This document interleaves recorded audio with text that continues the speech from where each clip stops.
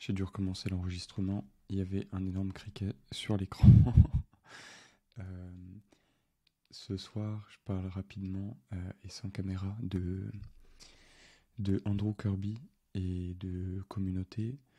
Euh, du coup, hier, je parlais un peu de Twitter et du fait que voilà que j'en avais marre de mon feed et tout et que ça me plaisait pas. Mais toujours est-il que aujourd'hui construire une communauté, une audience, c'est hyper important et je me rends compte là parce que bah je suis pas à court de taf, mais je vois que si j'avais une audience, ça serait quand même vachement plus simple au niveau des opportunités et au niveau de la monétisation, etc. C'est quand même bien d'avoir une audience. Et pour ça, là, une bonne ressource que j'ai trouvée et que j'étudie en ce moment, en plus de Alex Hormozy, qu'il faut absolument aller voir si vous connaissez pas, c'est hyper important. Donc pour ceux qui vivent dans une caverne, c'est ce gars-là. Hop là, Hormozy, tac.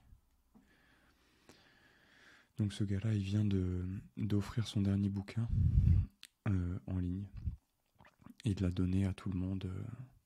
Moi, j'étais à l'événement de comment dire où il a donné son livre et fait sa conférence. Donc voilà, allez checker, hyper intéressant. Euh, donc c'est un des créateurs intéressants que je suis. Il y a lui, il y a tac Noah Kagan qui parle de lui plus de freelance et de comment se lancer en tant qu'entrepreneur. On y reviendra parce que ça c'est une ressource que j'utilise en ce moment. Et ce gars-là, il est hyper cool en vrai. C'est le mec qui possède AppSumo, qui a créé AppSumo. Voilà. Et du coup,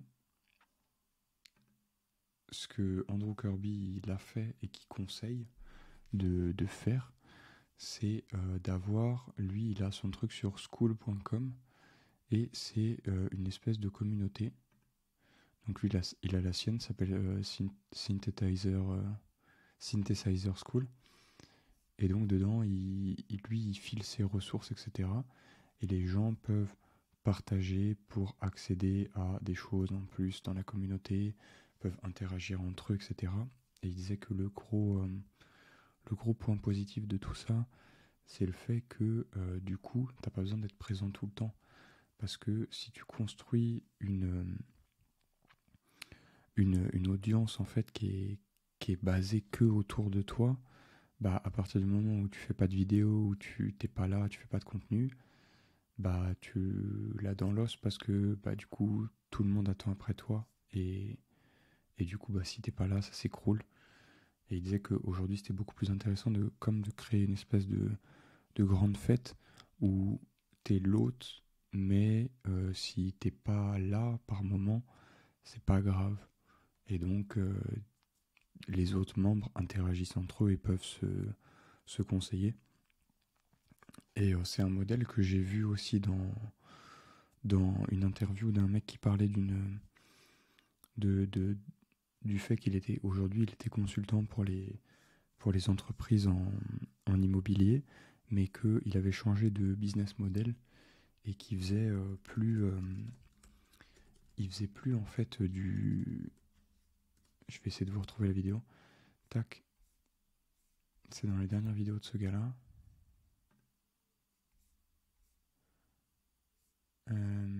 Voilà, c'est cette vidéo ici.